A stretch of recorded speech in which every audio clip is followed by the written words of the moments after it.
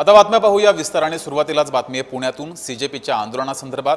पुण्यामध्ये सावित्रीबाई फुले विद्यापीठामध्ये सीजेपीचं आंदोलन सुरू आहे आणि या आंदोलनामध्ये मोठ्या संख्येने तरुणाई सहभागी झालेली आहे।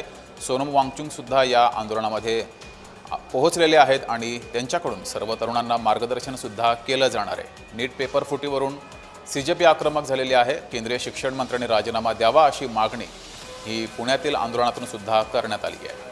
ही दृश्य आपण पाहतोय पुण्यामध्ये मोठ्या संख्येने तरुण हे या आंदोलनामध्ये सहभागी झालेले आहेत आणि केंद्रीय शिक्षण मंत्र्यांनी राजीनामा द्यावा अशी मागणी करण्यात आली आहे। सोनम वांगचुक सुद्धा या आंदोलनामध्ये सहभागी झालेले आहेत। व्यासपीठावर सोनम वांगचुक हे दिसत आहेत। सोनम वांगचुक हे तरुणांना मार्गदर्शन करणार आहेत। तर सीजेपीचा संस्थापक अभिजित दिपके सुद्धा या आंदोलनात सहभागी झाला आहे।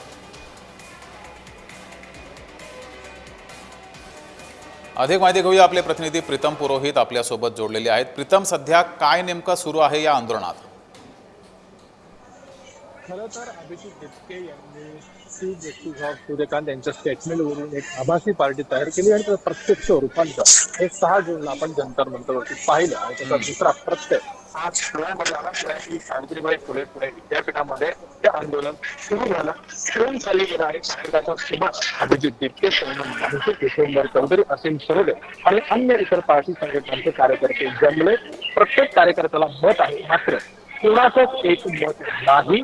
अनेक तरुण अनेक तरुणी या ठिकाणी उत्स्फूर्तपणे सहभागी झालेले आहेत।